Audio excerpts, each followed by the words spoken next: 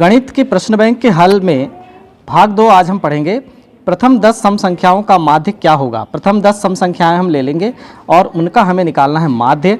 तो कैसे निकालेंगे, तो ले लेते हैं। प्रथम 10 सम संख्याएं क्या हो जाएंगी, 2, 4, 6, 8, 10, 12, 14, 16, 18, 20, इस तरह से ये हो जाएंगी। अब इनका जब हमें माध्य ज्ञात करना है तो आंकड़ों का योग बटे आंकड़ों की संख्या, तो आंकड़ों का योग हम कर लेंगे, इन सभी आंकड़ों का योग, और इनके बटे 10 का हम दे देंगे भाग। तो क्या हो जाएगा, देखिए आंकड़ों का योग।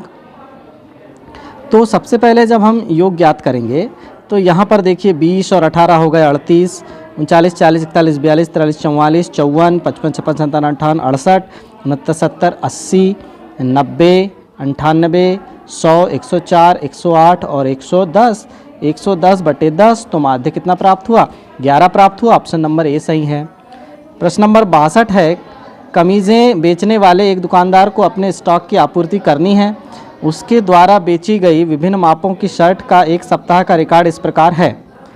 स्टॉक की आपूर्ति के लिए उसे आंकड़ों के किस प्रतिनिधि मान की आवश्यकता होगी। स्टॉक की आपूर्ति के लिए उसे आंकड़ों के किस प्रतिनिधि मान की आवश्यकता होगी, तो उसे बहुलक की आवश्यकता होगी। ऑप्शन नंबर यहाँ पर सी सही है। जैसे बेची गई कमीज़ों की संख्या, तो सबसे ज़्यादा माप 95 वाली कमीज़ें बेची गई हैं 32। इसी प्रकार बहुलक के आधार पर स्टॉक की आपूर्ति के लिए वह आंकड़ों के प्रतिनिधि मान की आवश्यकता उन्हें होगी।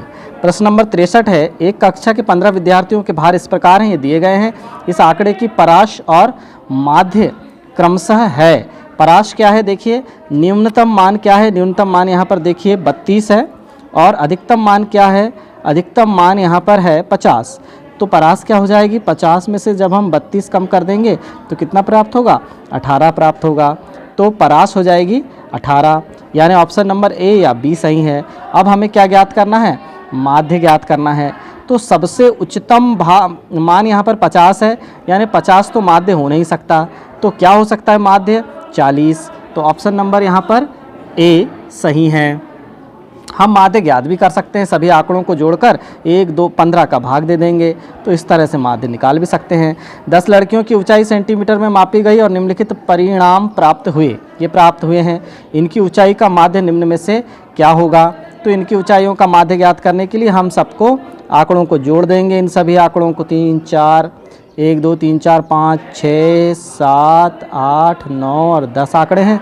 तो इन सबको जोड़ देंगे और बटे में 10 का भाग दे देंगे। तो क्या आ जाएगा, देख लीजिए, 1 और 3 हो गए 4 और 9 13 और 19, 20, 21, 22, 30, फिर 30 के बाद 9 39, 39 और फिर 40, 44 की 4 हासिल का 4। फिर देखिए दहाई के अंक को जोड़ रहे हैं, 4 दूनी 8, 4 तिया 12, 4 चौके 16, 4 चौके 16, फिर 17, 18, 19, 20, 24, 25, 26, 27, 28, 29, 30, 34, 35, 36, 37 और 4, 38, 39, 40, 41 की 1 हासिल का फिर से 4, और फिर 1, 2, 3, 4, 5, 6, 7, 8, 9, 10 और 4 14, फिर 1414 और बटे में 10 का जब हम भाग दे देंगे तो कितना प्राप्त हो जाएगा, 141.4। ऑप्शन नंबर सी यहाँ पर सही है। फिर देखिए 65 नंबर का प्रश्न है, नीचे दिए गए दंड आलेख में किसी क्रिकेट टूर्नामेंट में प्रथम 10 ओवर में 50 टीमों द्वारा बनाए गए रनों को प्रदर्शित किया गया है। किन दो टीमों के बीच रनों का अंतर सर्वाधिक है। तो देखिए यहाँ पर हम देख रहे हैं कि सबसे कम रन टीम सी ने बनाए हैं, टीम सी ने सबसे कम रन बनाए हैं, और सबसे अधिक रन टीम ए ने बनाए हैं। टीम ए के रन कितने हैं, 90 हैं। टीम सी के रन कितने हैं, देखिए टीम सी के रन 60 हैं। तो फिर यहाँ पर हम देख रहे हैं कि सी और ए, तो क्या हो जाएगा, सबसे अधिक टीम सी और ए का अंतर यहाँ पर है। तो ऑप्शन नंबर डी यहाँ पर सही है। फिर प्रश्न नंबर 66 देखिए, संलग्न दंड आलेख में किसी परिवार द्वारा वर्ष 2019 में 5 महीनों में माहवार बिजली की खपत को दर्शाया गया है। वे महीने कौन से हैं जिसमें बिजली की खपत का अंतर 400 यूनिट है। तो 400 यूनिट बिजली की खपत का अंतर हम देख लेते हैं। यहाँ पर कितनी है बिजली की खपत? 500।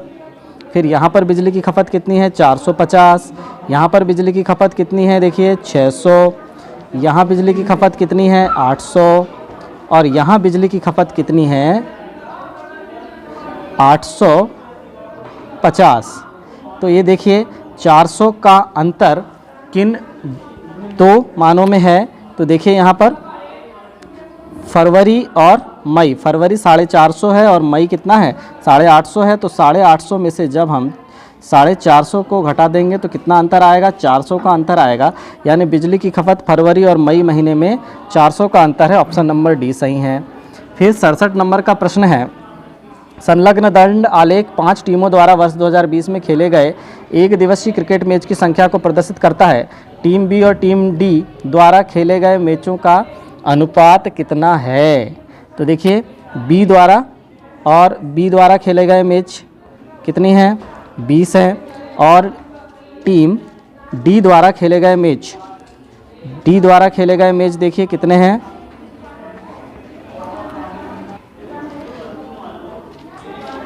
24 हैं। तो दोनों टीमों द्वारा खेले गए मैचों का अनुपात क्या हो जाएगा? 20:24। या हम इसे सरल करेंगे तो कितना हो जाएगा? 20, 4 पंचे 20, 4 छिंग 24। तो 5:6। दोनों द्वारा खेले गए मैचों का अनुपात 5:6। ऑप्शन नंबर डी सही है। फिर देखिए 68 नंबर का प्रश्न है, किसी शाला के विद्यार्थियों की संख्या को कक्षावार नीचे दिए गए दंड आलेख में दर्शाया गया है। इस दंड आलेख हेतु उचित कथन कौन सा है? यह दंड आलेख दिया हुआ है और इसके लिए उचित कथन क्या है हम देखते हैं। यहाँ पर 68 नंबर का यह प्रश्न है। तो कथन है, शाला में कक्षा 1 से 5 तक कुल 280 विद्यार्थी हैं। ये बिल्कुल सही है कि कक्षा 1 में देखिए ये 50 विद्यार्थी हैं, 2 में 40 विद्यार्थी हैं, 3 में 65 विद्यार्थी हैं, 4 में 60 विद्यार्थी हैं और फिर यहाँ पर कक्षा 5 में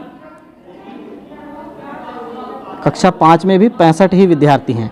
इस तरह से इन सभी विद्यार्थियों के योग जो है 280 है। ऑप्शन नंबर सी यहाँ पर सही है। निम्नलिखित में से कौन सा युग्म एक ही परिमेय संख्या को निरूपित नहीं करता? एक ही परिमेय संख्या को निरूपित नहीं करता है। कौन नहीं निरूपित कर रहा है? देखिए 1/3 और इसको भी 3 एकम 3, 3 तिया 9, 1/3 1/3 दोनों हो गए, एक ही निरूपित कर रहे हैं।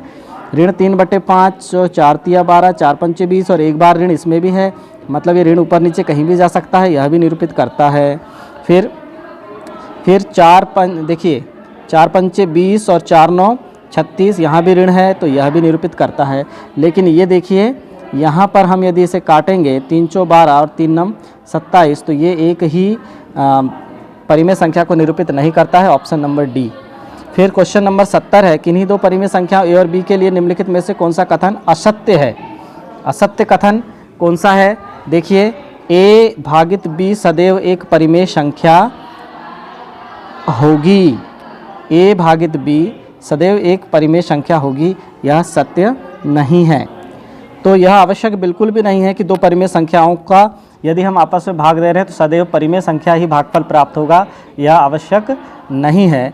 अर्थात यहाँ ऑप्शन नंबर डी यहाँ पर सही है। नंबर 71 है, देखिए यहाँ पर 3/7 धन 3/14 गुणा 8/21। तो देखिए हम इसे कैसे काटेंगे? 3 से 21 7 बार कट गया। फिर यहाँ पर देखिए यहाँ पर 2 चौके 8 और 2 सत्ते 14, तो कितना प्राप्त हुआ? देखिए 3/7 धन 4/7 गुणा 7। तो देखिए यहाँ ऊपर नीचे हम और 7 गुणा 7 का कर देंगे, 7/7 का गुणा, तो क्या हो जाएगा? नीचे हो जाएगा 7 सतैया 49, दोनों के हर में हो जाएगा 7 × 21 धन 4, तो हो जाएगा 25/49। ऑप्शन नंबर बी यहाँ पर सही है। नीचे दी गई संख्या रेखा को देखिए, संख्या रेखा देख लिए, निम्न में से किसका परिमाण अधिकतम है? किसका परिमाण यहाँ पर अधिकतम हो जाएगा? तो देखिए यहाँ पर ये देखिए बी है धनात्मक और इसमें से जब ए को घटाएंगे ऋणात्मक को तो ये वास्तव में आपस में जुड़ जाएंगे। देखिए बी धनात्मक है और ऋण ए वास्तव में ऋणात्मक है, तो ये दोनों आपस में जुड़ जाएंगे और b + a हो जाएंगे। इसलिए ऐसी स्थिति में b माइनस ए परिमाण अधिकतम होगा। ऑप्शन नंबर बी सही है। निम्नलिखित में से किस संख्या को ऋण 5/4 में जोड़ने पर ऋण 1 प्राप्त होगा? किस संख्या को जोड़ेंगे? तो देखिए अब यहाँ पर हम ऋण 5/4 में हमने यदि x जोड़ा तो हमें मान लो ऋण 1 प्राप्त हो रहा है, तो इसे हम हल कर लेंगे। कौन सी संख्या जोड़ना अपने आप पता चल जाएगा। ऋण 1 और धन 5/4 हो जाएगा, इसके बटे कुछ नहीं है तो 1 हो जाएगा। x बराबर दोनों में अंश हर में दोनों में 4 का गुणा कर देंगे। ऋण 4/4 धन 5/4, तो यहाँ आ जाएगा हर में 4 का 4 और 5 में से 4 गए तो बच्चा 1/4। ऑप्शन नंबर बी यहाँ पर सही है, यानी 1/4 जोड़ेंगे यदि हम ऋण 5/4 में तो हमें ऋण 1 प्राप्त होगा। दो संख्याओं का गुणनफल ऋण 20/9 है। यदि उनमें से एक संख्या 4 है तो दूसरी संख्या क्या होगी? देखिए एक संख्या 4 है, दूसरी संख्या x ले लेते हैं और दोनों का गुणनफल कितना है? ऋण 20/9 है, तो x का मान इजीली निकाल सकते हैं। ऋण 20/9, फिर ये 4 भी आ जाएगा नीचे बटे में, 1/4 हो जाएगा, तो ये हो जाएगा 4 एकम 4, 4 पंचे 20, तो x बराबर हो जाएगा ऋण 5/9। ऑप्शन नंबर ए सही है। फिर 75 नंबर का प्रश्न है, निम्नलिखित में से कौन सी संख्या परिमेय संख्या के मानक रूप में नहीं है? तो कौन सी संख्या मानक रूप में यहाँ पर नहीं है? तो देखिए ऑप्शन नंबर यहाँ पर देखिए सी जो है इसे और अधिक सरल किया जा सकता है। यह पूर्ण सरलतम रूप में नहीं है, इसलिए यह मानक रूप में नहीं है। देखिए हम इसे और सरल कर सकते हैं। 13 दूनी 26 और 13 छिंग 78, फिर 13 फिर 2 एकम 2, 2 तिया 6, ये 1/3 के रूप में आ सकता है। अतः यह अपने मानक रूप में नहीं है, अब यह अपने मानक रूप में हुई, यानी ऑप्शन नंबर सी यहाँ पर सही है। प्रश्न नंबर 76 देखिए, दी गई संख्या रेखा पर a का मान क्या होगा? a का मान देखिए, तो देखिए यहाँ पर 1/7 और 2/7 के बीच में है a, तो हम सीधे लिख देंगे 1/7 धन 2/7 और इसका मध्य बिंदु a है तो इसके बटे पूरे के बटे 2, तो 1/7 और 2/7 को जब हम हल करेंगे तो ये हो जाएगा 3/7 और यहाँ पर हो जाएगा 2, इसके बटे कुछ नहीं, तो 1 सबसे नीचे वाला 1 जाएगा ऊपर, 3 गुणा 1/7 गुणा 2, बीच के दोनों का गुणा नीचे हो जाएगा, तो हो जाएगा 3/14। ऑप्शन नंबर डी यहाँ पर सही है। फिर 77 नंबर देखिए, निम्न परिमेय संख्याओं में से कौन सी परिमेय संख्या 2/3 और 3/5 के बीच स्थित है? 2/3 और 3/5 के बीच में जो स्थित होगी उसके बटे फिर 2 कर देंगे। तो इसी तरह से हल करेंगे जैसे हमने ऊपर वाला सवाल हल किया। तो यहाँ देखिए 3 है हर में, यहाँ 5 है, तो दोनों के हर समान करने के लिए यहाँ ऊपर नीचे 5 का गुणा, यहाँ ऊपर नीचे 3 का गुणा। ये देखिए तो क्या हो जाएगा 10/15 धन 9/15 और पूरे के बटे 2, तो ये हो जाएगा 19/15 और ये 2 इसके बटे कुछ नहीं, तो 1 सबसे ऊपर जाएगा, 19 एकम 19 और 15 दूनी 30, तो 19/30 यानी ऑप्शन नंबर सी यहाँ पर सही है। अब देखिए प्रश्न नंबर 78, परिमेय संख्या x धन y/2 होगी। क्या होगी? x और y के बीच में, बिल्कुल सही, पहला ही वाला उत्तर सही है, यही तो हम करते आ रहे हैं अभी तक, तो ऑप्शन नंबर ए सही है। 79, दी गई परिमेय संख्या में ऋण 2 से बड़ी परिमेय संख्या कौन सी होगी? ऋण 2 से बड़ी परिमेय संख्या कैसी होगी? देखिए यहाँ पर कितना हो जाएगा, 3 दूनी 6, यानी ऋण 2 सही 1/3, यह तो ऋण 2 से छोटी है। फिर देखिए दूसरी संख्या चेक कर लेते हैं, 5 दूनी 10, फिर यहाँ भी ऋण 2 और फिर ऋण 1/5 है, तो यह भी कैसी है? ये भी छोटी है।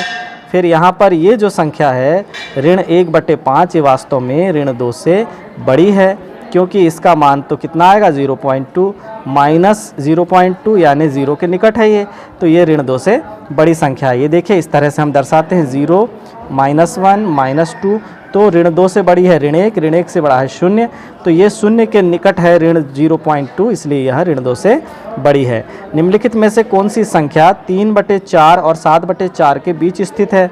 तो देखिए 3/4 धन 7/4 पूरे दोनों के बटे 2 हो जाएगा, तो कितना हो जाएगा 10/4 पूरे के बटे 2/1, सबसे नीचे वाला 1 जाएगा ऊपर, तो 10/8, 10/8 यानी 8 का भाग जब हम 10 में देंगे तो 8 एकम 8 बचा 2.0, 8 दूनी 16, फिर बचा 4 0, 4 8 पंचे 20, तो देखिए 1.25। ऑप्शन नंबर डी यहाँ पर सही है।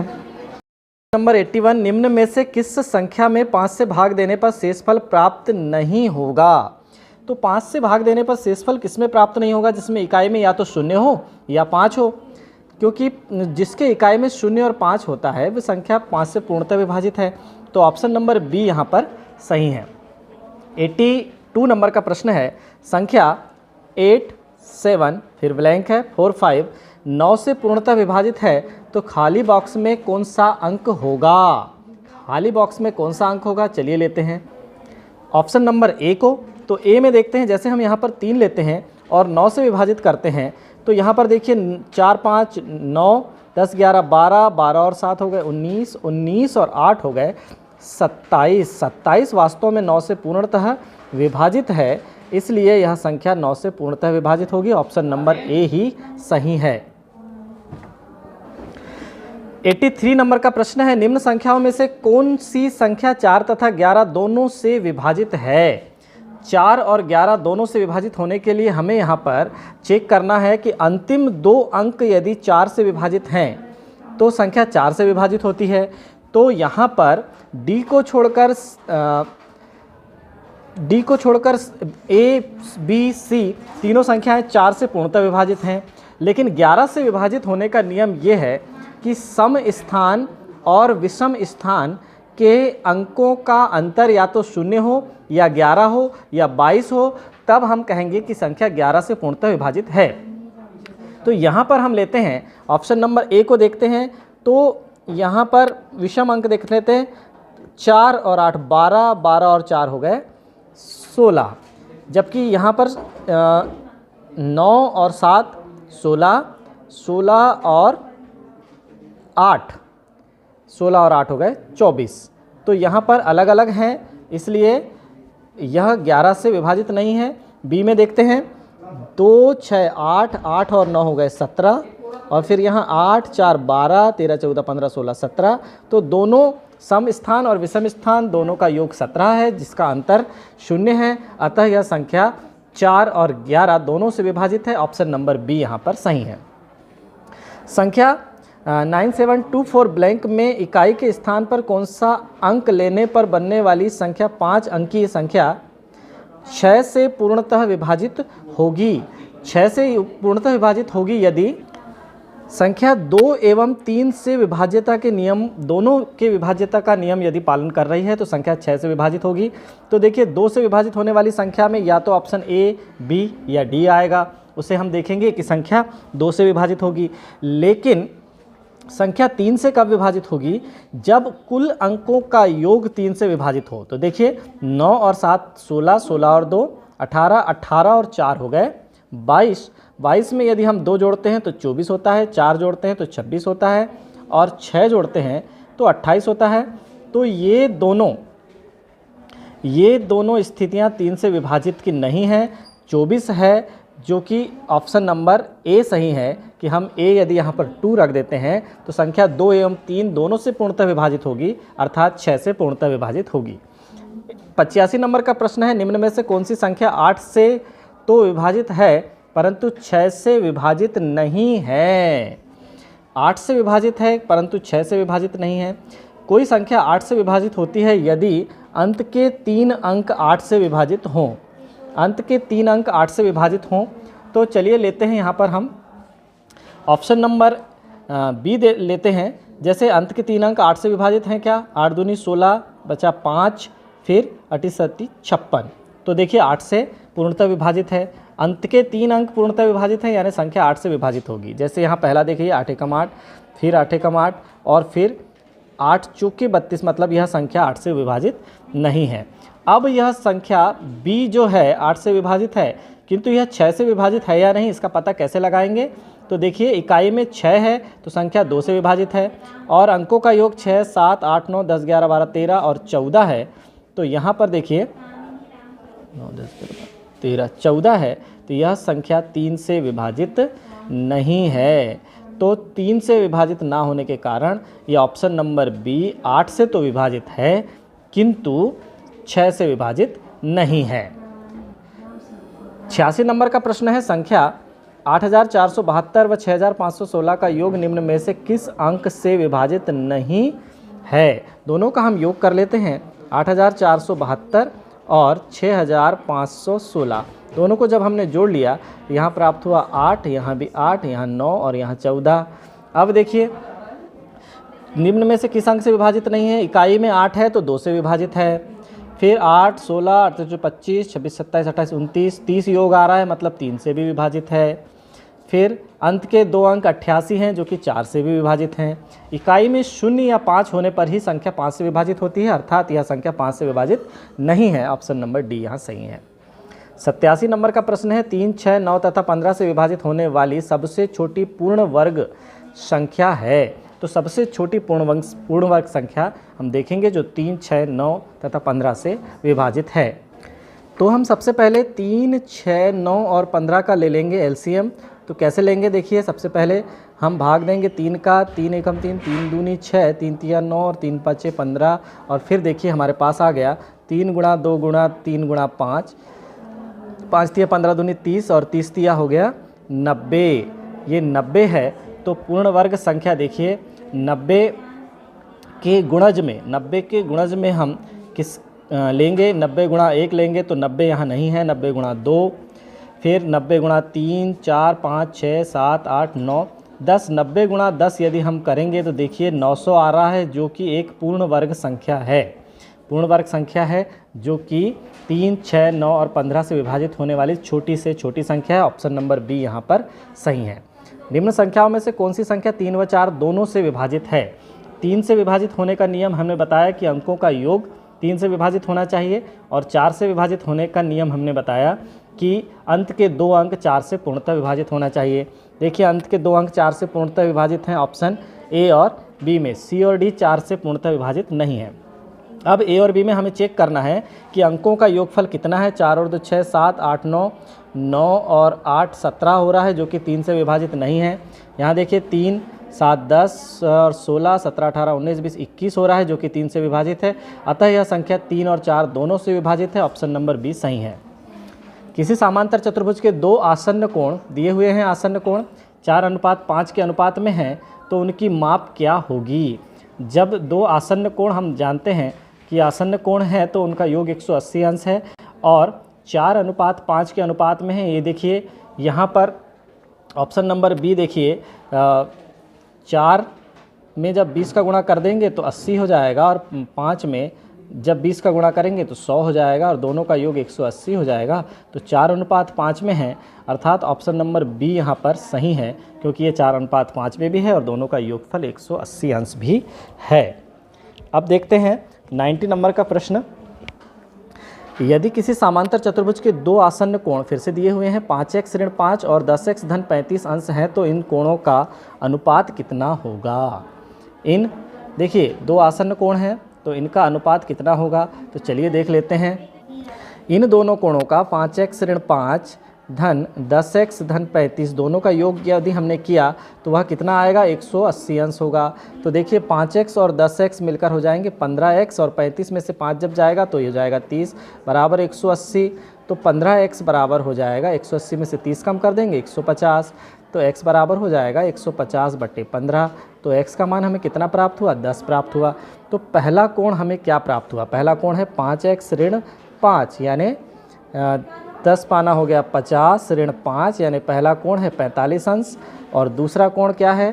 दूसरा कोण देखिए 10x धन 35, 10x यानी x से 10, तो 10x कितना हुआ? 100, 100 और 35 मिलकर हो गया 135। इन दोनों का हमें क्या निकालना है? अनुपात निकालना है।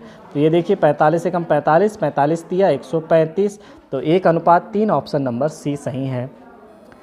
91 नंबर का प्रश्न है, दी गई आकृति में PQRS तथा SQSRT एक ही आधार SR पर 2 समांतर चतुर्भुज हैं।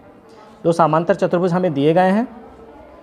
यदि QR लंब है ST QS पर, QR लंब है, देखिए QR किस पर लंब है? QS पर।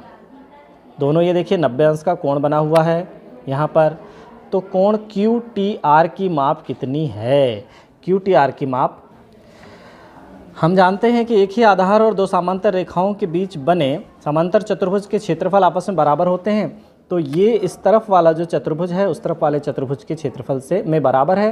तो बीच में ये जो समकोण त्रिभुज है, ये समकोण त्रिभुज, ये वाला समकोण त्रिभुज दोनों में कॉमन है। तो ये दोनों जो त्रिभुज हैं इनके क्षेत्रफल आपस में हो जाएंगे बराबर। अब चूंकि दोनों के क्षेत्रफल बराबर हो जाएंगे और ये जो बीच में कोण दिया गया है SQR 90 अंश है, तो एकांतर अंतः कोण जो होंगे इसके वह भी 90 अंश के होंगे। कहाँ कहाँ एकांतर अंतः कोण बन रहे हैं देखिए। अब ये दो समांतर रेखाओं के कारण यहाँ एकांतर अंतः कोण बन रहा है 90 अंश का, और यहाँ भी एकांतर अंतः कोण बन रहा है 90 अंश का। अब हमें यह पता है कि ये जो 30 अंश है ये 90 है, तो ये तीसरा कोण कितने अंश का है, 60 अंश का है। इसी प्रकार ये 90 और ये 30 का, ये देखिए 30 अंश का कोण ये बना है। तो ये दोनों चूंकि आपस में सर्वांगसम त्रिभुज हैं, तो ये वाला कोण हो जाएगा 30 अंश का, तो ये दूर वाला कोण कितने अंश का होगा, 60 अंश का हो जाएगा। तो कोण QTR की माप कितनी होगी, 60 अंश होगी। ऑप्शन नंबर बी सही है। 92 नंबर का प्रश्न है, दिए गए समचतुर्भुज ABCD में भुजा की माप कितनी है। अब हमारे पास देखिए ये विकर्ण है, एक विकर्ण का आधा भाग 4 सेंटीमीटर है, दूसरे विकर्ण का आधा भाग 3 सेंटीमीटर है। तो हमें भुजा कैसे ज्ञात करना है, देखिए ये कर्ण का वर्ग अन्य दो भुजाओं के वर्गों के योग के बराबर होता है, तो ये हो जाएगा CD का वर्ग बराबर हो जाएगा। हमें पता है कि समचतुर्भुज के विकर्ण एक दूसरे को समकोण पर समद्विभाजित करते हैं। तो 4 का वर्ग धन 3 का वर्ग हो जाएगा, तो CD वर्ग बराबर हो जाएगा 16 धन 9 और CD बराबर हो जाएगा √25। तो CD हमें कितना प्राप्त हो जाएगा, 5 सेंटीमीटर प्राप्त हो जाएगा। ऑप्शन नंबर सी यहाँ पर सही है, भुजा की माप। आयत ABCD के विकर्ण एक दूसरे को बिंदु O पर काट रहे हैं, ये देखिए काट रहे हैं बिंदु O पर। यदि AO बराबर 2x धन 4, AO की माप कितनी है, 2x धन 4 है, और OD की माप कितनी है, 3x धन 1 है, तो x का मान हमें ज्ञात करना है। x का मान ज्ञात करना है। तो हम जानते हैं कि आयत के विकर्ण आपस में बराबर होते हैं, तो सीधे हो जाएगा AC बराबर BD। AC जब BD के बराबर है तो AC क्या होगा, 2x धन 4, यहाँ से OA की दूरी है और आयत के विकर्ण एक दूसरे को समद्विभाजित भी करते हैं, तो इसका दुगना कहलाएगा AC। उसी प्रकार OD दूरी क्या है, 3x धन 1 है, इसका दुगना कहलाएगा BD। तो ये हो जाएगा 4x धन 8 बराबर 6x धन 2। अब ये 6 की तरफ 4x का पक्षांतर कर देंगे, 6x ऋण 4x बराबर 8 ऋण 2, यानी 2x बराबर हो जाएगा 6 और x बराबर हो जाएगा 3। x बराबर 3, तो ऑप्शन नंबर हो जाएगा बी यहाँ पर सही। 94 नंबर का प्रश्न है, किसी समांतर चतुर्भुज के आसन्न कोणों का अनुपात दिया हुआ है 3:2। इस समांतर चतुर्भुज के सभी कोणों की माप कितनी है। सभी कोणों की माप देखिए, आसन्न कोण जो हैं हमें क्या दिए हुए हैं, 3x धन 2x मान लेते हैं हम, 3:2 हैं, तो दोनों का योग कितना है, 180 अंश है। तो 5x बराबर 180, तो x बराबर कितना हो गया, 180/5। तो 5 दिया 15, 5 छक्का 30, 36 अंश आया x का मान।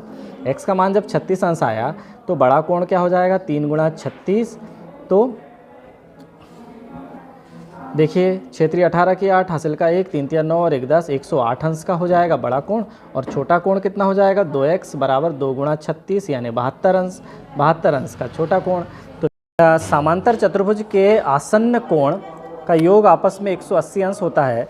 तो यहाँ पर ये देखिए इन दोनों का योग 180 अंश है और फिर इन दोनों का योग 180 अंश है, अर्थात ये चारों कोण एक समांतर चतुर्भुज के कोण हैं। ऑप्शन नंबर ए यहाँ पर सही है। 95 नंबर का प्रश्न है, नीचे दिए गए समांतर चतुर्भुज PQRS में कोण SRQ बराबर 120 अंश, ये देखिए SRQ बराबर 120 अंश है, तथा QP को बिंदु T तक बढ़ाया गया है, ये देखिए T तक बढ़ा दिया गया है। यदि कोण TSP बराबर 50 अंश है तो कोण PTS की माप कितनी है। कोण PTS की माप कितनी है, तो चलिए हम देख लेते हैं। यहाँ पर हमें यह दिखा है कि किसी समांतर चतुर्भुज के आसन्न कोणों का योग कितना होगा। देखिए ये देखिए ये दोनों क्या हैं, दो समांतर रेखाओं को एक तिर्यकछेदी रेखा प्रतिच्छेद करती है, तो अंतः कोण संपूरक होते हैं। या 120 अंश है तो ये कितने अंश होगा, ये हो जाएगा 60 अंश। जब ये कोण 60 अंश हो जाएगा तो इसी प्रकार ये देखिए अब यहाँ पर जो कोण है यह 120 अंश का होगा और ये वाला कोण देखिए, ये वाला कोण भी कितने अंश का होगा, ये वाला कोण भी 60 अंश का होगा। ये देखिए आसन्न कोणों का योग 180 अंश, ये आसन्न कोणों का योग 180 अंश, ये आसन्न कोणों का योग 180 अंश है। जब ये वाला कोण 120 अंश का है तो इसका जो संपूरक कोण देखिए यहाँ पर रेखीय युग्म अभिग्रहित से ये वाला कोण 60 अंश का होगा। जब हमें एक कोण 50 अंश मिल चुका त्रिभुज STP में, एक कोण 60 अंश का, एक कोण 50 अंश का, तो ये जो तीसरा कोण बनेगा ये होगा 70 अंश का। तभी तो तीनों कोणों का योग 180 अंश होगा ना। तो ऑप्शन नंबर बी यहाँ पर सही है। 96 नंबर नीचे दी गई आकृति में RISK और CLUE दोनों समांतर चतुर्भुज हैं, x का मान कितना। तो देखिए RISK जो है ये पहला वाला एक समांतर चतुर्भुज है। इसमें देखिए 110 अंश का यह कोण है। तो इसका जो देखिए अंतः कोण है, दोनों अंतः कोणों का योग 180 अंश होगा, क्योंकि KR SI के समांतर है। तो यह कोण कितने अंश होगा, 70 अंश होगा।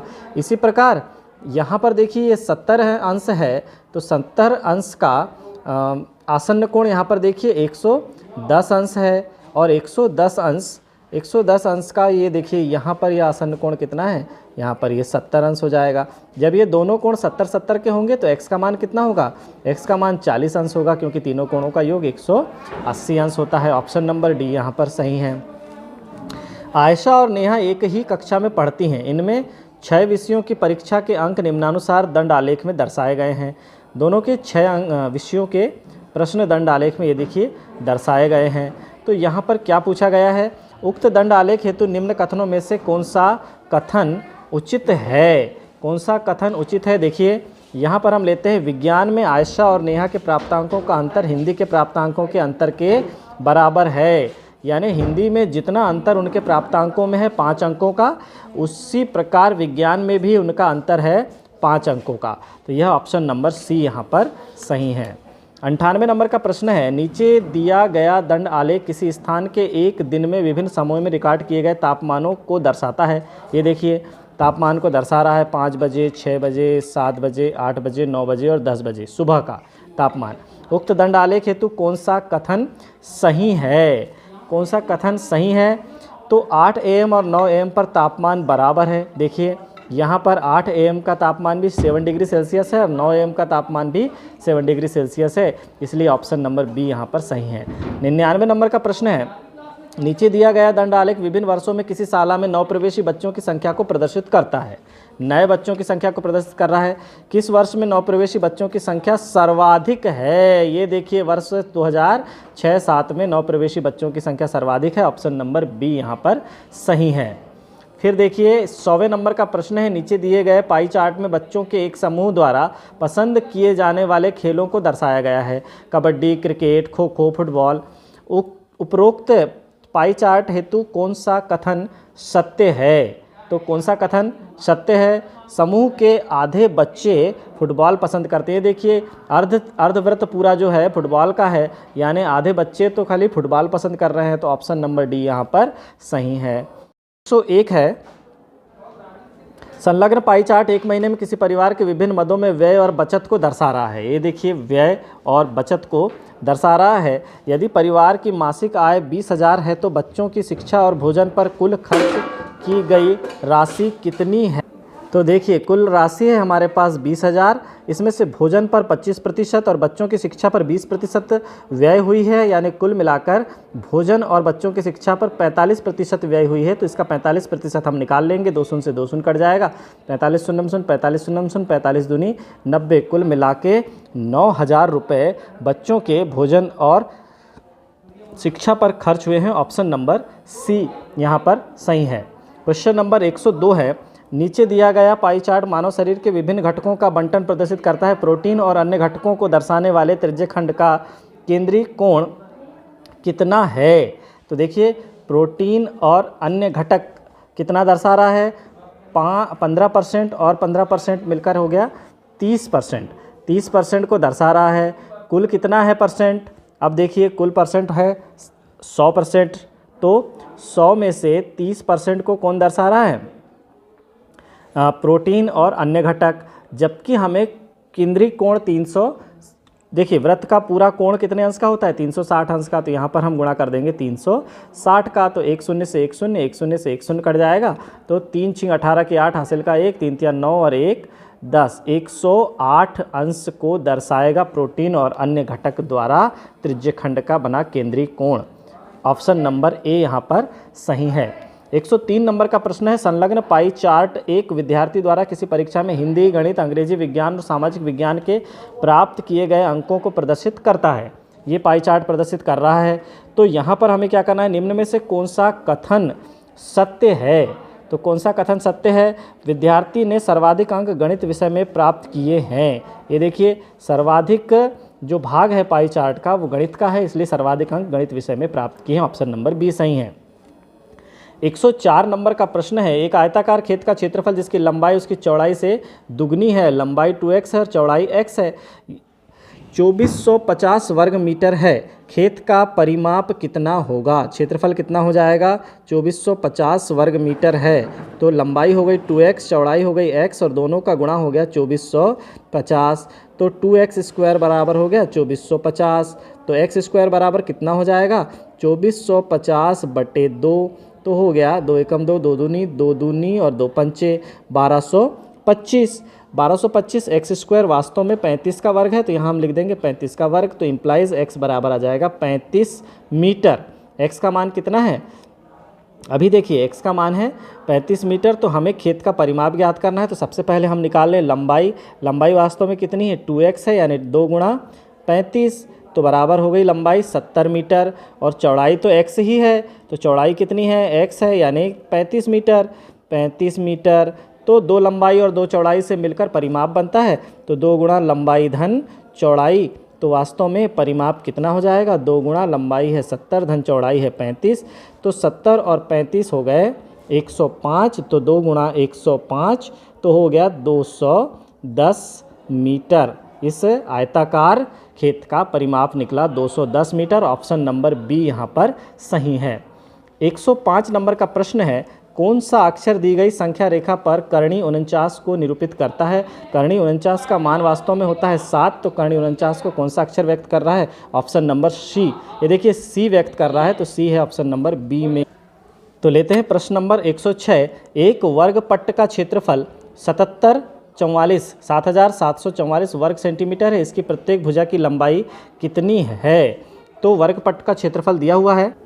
तो देखिए वर्ग का क्षेत्रफल यानी भुजा का वर्ग बराबर दिया है 7744 दिया हुआ है। तो ए स्क्वायर बराबर क्या हो जाएगा, ए बराबर हो जाएगा अंडर रूट 7744। तो यहाँ पर ए का मान सीधे सीधे देखिए 44 यानी 4 के वर्गमूल के इकाई का अंक क्या हो जाएगा 8 और 77 से छोटी वर्ग संख्या है 64, उसका वर्गमूल है 8। तो भुजा का मान हो गया 88 सेंटीमीटर। तो ऑप्शन नंबर डी यहाँ पर सही है।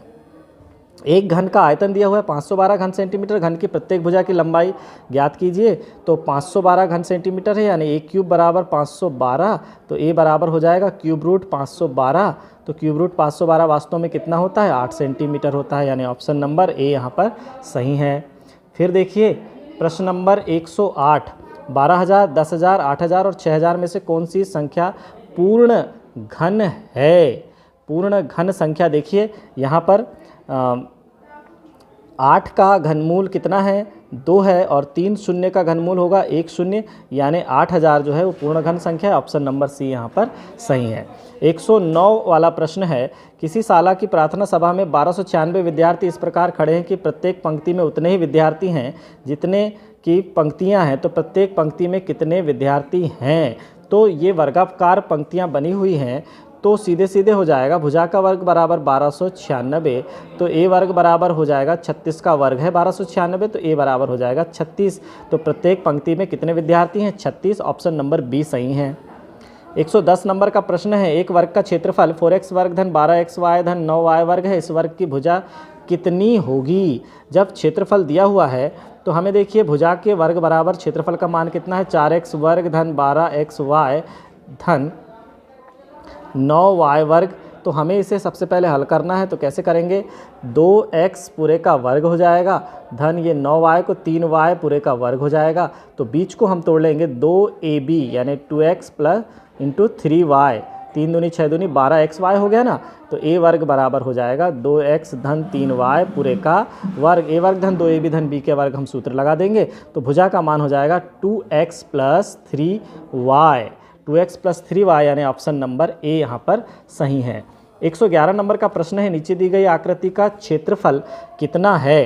तो क्षेत्रफल देखिए, लंबाई गुणा चौड़ाई, लंबाई है x धन 5 और चौड़ाई है x धन 3, जब हम दोनों का गुणा कर देंगे तो क्या हो जाएगा, x का गुणा x से तो x वर्ग धन x का गुणा 3 से 3x धन 5 का गुणा x से तो 5x धन 5 तिया 15, तो हो जाएगा x वर्ग धन 8x धन 15, यानी ऑप्शन नंबर यहाँ पर डी सही है। 112 नंबर का प्रश्न है, 1005 के वर्ग का मान कितना होगा? 1005 का वर्ग निकाल लेंगे, ये देखिए 1005 गुणा 1005, बड़ी ही आसानी से हम इसका वर्ग निकाल लेंगे। तो एकाधिकन पूर्वेण विधि से क्या हो जाएगा, देखिए ये हो जाएगा 5m 25 और ये हो जाएगा 100 गुणा 101, 100 गुणा 101 और ये हो जाएगा 5m 25। तो देखिए क्या होगा, 100 गुणा 101 यानी 101 शून्यम शून्य, 101 शून्यम शून्य, 101 एकम 101 और ये 25, तो कितना हुआ, इकाई दहाई सैकड़ा हज़ार 10,000 लाख 10 लाख, तो हो जाएगा 10 लाख 10,000 25, 10 लाख 10,000 25, यानी ऑप्शन नंबर बी यहाँ पर सही है। फिर 113 नंबर का प्रश्न है, एक आयत का क्षेत्रफल हमें दिया गया है, इसकी चौड़ाई x धन 4 है, तो इसकी लंबाई कितनी होगी? माना कि इसकी लंबाई a है, तो लंबाई गुणा चौड़ाई कितनी है, x धन 4 है, और दोनों का क्षेत्रफल कितना दिया हुआ है, x वर्ग धन 9x धन 20 दिया हुआ है। चलिए, तो ये हो जाएगा, a का मान हम कैसे निकालेंगे, x वर्ग धन 9x को हम दो भागों में तोड़ लेंगे, 5x धन 4x, मध्यपद को दो भागों में तोड़ लिया, बटे b, ये x धन 4 आ जाएगा बटे में। तो अब देखिए a बराबर कितना हो जाएगा, x कॉमन निकालेंगे तो x धन 5, धन 4 कॉमन निकालेंगे तो x धन 5, दोनों में से x धन 4 नीचे है, तो a बराबर हो जाएगा x धन 5 को जब हम कॉमन लेंगे तो अंदर बचेगा x धन 4 और बटे का x धन 4, x धन 4 से x धन 4 कट जाएंगे, तो लंबाई कितनी प्राप्त होगी, x धन 5 प्राप्त होगी। ऑप्शन नंबर ए यहाँ पर सही है। 114 नंबर का प्रश्न है, 49x वर्ग ऋण 36y वर्ग के गुणनखंड क्या होंगे? तो देखिए यहाँ पर हम 49 को लिख देंगे 7x पूरे का वर्ग, ऋण 36 को लिख देंगे 6y पूरे का वर्ग, तो गुणनखंड हो जाएंगे 7x ऋण 6y और दूसरे कोष्टक में 7x धन 6y, यानी ऑप्शन नंबर बी यहाँ पर सही है। फिर 115 नंबर का प्रश्न है, a वर्ग बटे 16 ऋण 9 के गुणनखंड क्या होंगे? तो a वर्ग बटे 16 को लिख देंगे 4 का वर्ग, ऋण 16 यानी 9 यानी 3 का वर्ग, तो देखिए क्या हो जाएगा, a बटे 4 ऋण 3 एक कोष्टक में, दूसरे कोष्टक में a बटे 4 धन 3, तो ये ऑप्शन नंबर कौन सा आ जाएगा, a बटे 4 ऋण 3 और a बटे 4 धन 3, यानी ऑप्शन नंबर ए यहाँ पर सही है। 116 है, 4 सेंटीमीटर भुजा वाले एक घन को 1 सेंटीमीटर भुजा वाले एक घनों में काटा जाता है, प्रारंभिक घन और कटे हुए घनों के पृष्ठीय क्षेत्रफलों के में अनुपात है। तो 4 सेंटीमीटर भुजा वाले घन का पृष्ठीय क्षेत्रफल क्या हो जाएगा, 6 गुणा भुजा का वर्ग, 6 भुजा का वर्ग यानी 6 गुणा 4 गुणा 4, तो हो जाएगा 16 छिंग 96 वर्ग सेंटीमीटर। ये देखिए, अब 1 सेंटीमीटर भुजा वाले घन का पृष्ठीय क्षेत्रफल क्या होगा, 6 × 1 स्क्वायर, तो क्या होगा 6 वर्ग सेंटीमीटर हो जाएगा। चलिए, ये एक घन का है और ये 4 सेंटीमीटर भुजा वाले एक घन का पृष्ठीय क्षेत्रफल है। अब 4 सेंटीमीटर भुजा वाले घन से 1 सेंटीमीटर भुजा वाले 4 गुणा 4 गुणा 4 घन बनाए जा सकते हैं, यानी 64 घन बनाए जा सकते हैं। तो 64 घन बनाए जा सकते हैं, इसलिए यहाँ पर अनुपात कैसे लेंगे, तो अनुपात यहाँ पर जो आएगा वो आएगा कि 4 सेंटीमीटर भुजा वाले घन का पृष्ठीय क्षेत्रफल हो गया 96 और 1 सेंटीमीटर भुजा वाले घन का पृष्ठीय क्षेत्रफल है 6 और उनकी संख्या है 64, तो 6 गुणा 64। तो देखिए अब हम इसे काटेंगे तो 6 एकम 6 और 6 छिंग 36, 16 एकम 16, 16 चौके 64, यानी 1:4। ऑप्शन नंबर सी यहाँ पर सही है। एक घन का पृष्ठीय क्षेत्रफल 96 वर्ग सेंटीमीटर है, इसका आयतन कितना होगा देख लेते हैं। तो 6a² का मान वास्तव में कितना दिया हुआ है, 96 दिया हुआ है। तो a² कितना हो जाएगा, 96/6। तो 6 एकम 6 और 6 छिंग 36। तो भुजा का मान कितना हो जाएगा, 4 सेंटीमीटर। तो हमें क्या ज्ञात करना है, आयतन ज्ञात करना है। आयतन होता है भुजा की घात 3 यानी 4 गुणा 4 गुणा 4 यानी 64 घन सेंटीमीटर हो जाएगा यहाँ पर आयतन। ऑप्शन नंबर बी सही है।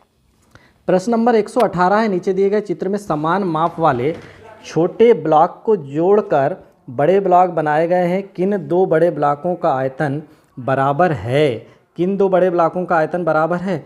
तो आइए यहाँ पर देखते हैं। यहाँ पर ब्लॉक नंबर 4 और ब्लॉक नंबर 1 का आयतन बराबर है। देखिए कैसे, यहाँ पर 18 घन 1 घन सेंटीमीटर का यदि एक आयतन है तो 18 घन सेंटीमीटर का देखिए यहाँ पर ये भाग 4 है। और उसी प्रकार 1 2 3 4 5 6 दूनी 12 क्षेत्री 18 घन सेंटीमीटर का भाग 1 भी है। तो 1 और 4 दोनों के आयतन यहाँ पर बराबर हैं। ऑप्शन नंबर डी यहाँ सही है। 119 नंबर का प्रश्न है, एक घनाभाकार गोदाम की लंबाई 40 मीटर, चौड़ाई 25 मीटर और ऊंचाई 10 मीटर है। इसमें 2 गुणा 2 गुणा 1.5 मीटर माप वाले अधिकतम कितने घनाभाकार बॉक्स बनाए जा सकते हैं। तो बॉक्सों की संख्या n बराबर हो जाएगा 40 गुणा 25 गुणा 10 के बटे क्या हो जाएगा, 2 गुणा 2 गुणा 1.25। तो देखिए क्या हो जाएगा, n बराबर 2 दूनी 4 4 धाम 40। तो कितना हो जाएगा 100। तो अंश में आ गया 2500, अंश में आ गया 2500, हर में है 1.25। जब दशमलव हम हटाएंगे तो कितना हो जाएगा 2500 और 2 शून्य और लग जाएंगे तो नीचे आ जाएगा 125। 125 दूनी 250 और ये 1 2 3 शून्य तो कितना आ जाएगा 2000 बॉक्स में रखे जा सकते हैं। ऑप्शन नंबर बी यहाँ पर सही है। 120वां प्रश्न है, एक बेलनाकार दूध के टैंक की त्रिज्या 2 मीटर तथा लंबाई 7 मीटर है। इस टैंक में भरे जा सकने वाले दूध की अधिकतम मात्रा कितनी होगी। कितनी मात्रा भर सकते हैं, बेलनाकार है और त्रिज्या 2 है और ऊंचाई कितनी है 7 मीटर है, लंबाई ही उसकी ऊंचाई होती है। तो अधिकतम कितने भर सकते हैं, उसके आयतन के बराबर भर सकते हैं। आयतन हो जाएगा πr²h। तो v बराबर हो जाएगा, पाई का मान हो गया 22/7, r² यानी 2 गुणा 2 और ऊंचाई हो गई 7। 7 से ये 7 कट जाएगा, 22 दूनी 44 दूनी 88 लीटर घन सेंटीमीटर यानी 88 लीटर मात्रा उसमें भरी जा सकती है। ऑप्शन नंबर ए यहाँ सही है। दो घनों के आयतन का अनुपात दिया हुआ है 1:1000 है। तो उसकी भुजाओं की माप का अनुपात क्या हो जाएगा, तो चलिए देख लेते हैं। पहले घन की भुजा a1, फिर दूसरे घन की भुजा a2 और दोनों के आयतन का अनुपात है 1/1000। तो देखिए a1/a2 बराबर हो जाएगा 1 का क्यूब रूट और 1000 का क्यूब रूट, दोनों के क्यूब रूट ले लेंगे तो क्या हो जाएगा a1/a2 बराबर 1 का घनमूल 1 हो जाएगा, 1000 का घनमूल 10 हो जाएगा, 1/10 या 1:10। ऑप्शन नंबर सी सही है। 122वां प्रश्न है, 7 मीटर त्रिज्या एवं 5 मीटर ऊंचाई वाला एक बेलनाकार टैंक जो ऊपर से खुला है। ऊपर से खुला है बेलनाकार टैंक को बनाने में प्रयुक्त हुई धातु की चादर का क्षेत्रफल ज्ञात कीजिए। तो देखिए धातु की चादर का क्षेत्रफल क्या हो जाएगा, 2πrh हो जाएगा। वक्रपृष्ठीय क्षेत्रफल देखिए 7 मीटर ऊंचाई और 5 मीटर ऊंचाई बेलनाकार है ना, तो ये हो गया वक्रपृष्ठीय क्षेत्रफल हो गया 2πrh और नीचे का तल है πr²। इन दोनों से मिलकर चादर का क्षेत्रफल निकल जाएगा। तो देखिए कितना आ जाएगा, 2π का मान हो गया 22/7, r का मान हो गया 7 और ऊंचाई का मान हो गया 5। 7 से 7 कैंसिल हो गया, 22 पंचे 110, 110 दूनी 220 हो गया ये। फिर धन πr² यानी 22/7 और r वर्ग यानी 7 गुणा 7। 7 से 7 कैंसिल हो जाएगा, 7 दूनी 14 की 4 हासिल का 1, 7 दूनी 14 और 1 15, 154 और 220 मिलकर हो जाएंगे। ये हो गया 4, ये हो गया 7, 374 वर्ग मीटर। ऑप्शन नंबर सी यहाँ पर सही है, 374 वर्ग मीटर जब दोनों आपस में जुड़ जाएंगे, नीचे का आधार और वक्रपृष्ठीय क्षेत्रफल। 123 नंबर का प्रश्न है, कमरे की लंबाई 6 मीटर, चौड़ाई 5 मीटर और ऊंचाई 4 मीटर है। इसकी दीवारों व छत की रंगाई की जानी है। 15 रुपये प्रति वर्ग मीटर की दर से कुल व्यय कितना होगा। अब देखिए यहाँ पर चारों दीवारों का क्षेत्रफल क्या हो जाएगा, 2 गुणा लंबाई धन चौड़ाई गुणा ऊंचाई, फिर धन छत का क्षेत्रफल क्या हो जाएगा, लंबाई गुणा चौड़ाई। तो अब यहाँ देखिए मान रख देते हैं, लंबाई का मान है 6, चौड़ाई का मान है 5 और ऊंचाई का मान है 4। फिर धन लंबाई का मान है 6, चौड़ाई का मान है 5, तो ये हो जाएगा 6 और 5 हो गए 11, 11 चौके 44 और 44 दूनी हो जाएगा 88। देखिए 11 चौके 44 हो गया, 44 दूनी 88 हो गया। धन 6 पंचे 30 हो गया, तो 88 और 30 आपस में जुड़ जाएंगे तो ये हो जाएगा 8 और ये हो जाएगा 11। 118 वर्ग मीटर क्षेत्र की पुताई करना है, रंगाई करना है, तो 118 गुणा 15 कर देंगे क्योंकि 15 रुपये प्रति वर्ग मीटर है। तो 15 अट्ठे 120 की 0 हासिल का 12, 15 एकम 15, 16 17 27 की 7 हासिल का 2, 15 एकम 15 और 2 हो गए 17। तो 1770 रुपये, 1770 रुपये खर्च हुए, यानी ऑप्शन नंबर बी यहाँ पर सही है। अब देखिए अंतिम प्रश्न 124वें नंबर, यदि किसी घन की भुजा को 10 गुना कर दिया जाए तो प्रारंभिक घन और नवीन घन के पृष्ठीय क्षेत्रफल का अनुपात कितना होगा। अब देखिए माना किसी घन की भुजा x है और नवीन भुजा कितनी है, नवीन भुजा है 10x, तो देखिए उनके आयतनों का नवीन घन के पृष्ठीय क्षेत्रफलों का अनुपात ज्ञात करना है। तो प्रारंभिक घन का पृष्ठीय क्षेत्रफल क्या हो जाएगा, 6 × x और नवीन घन का पृष्ठीय क्षेत्रफल क्या हो जाएगा, 6 × 10x × 10x। तो देखिए 6 से 6 कट जाएगा, x से x कट जाएगा, x से x कट जाएगा, एक बार कटा, तो दोनों का अनुपात क्या हो जाएगा, 1/100 या 1:100। तो ऑप्शन नंबर सी सही है। तो कक्षा 8वीं गणित के NAS की प्रश्न बैंक का संपूर्ण हल यहाँ समाप्त होता है। धन्यवाद।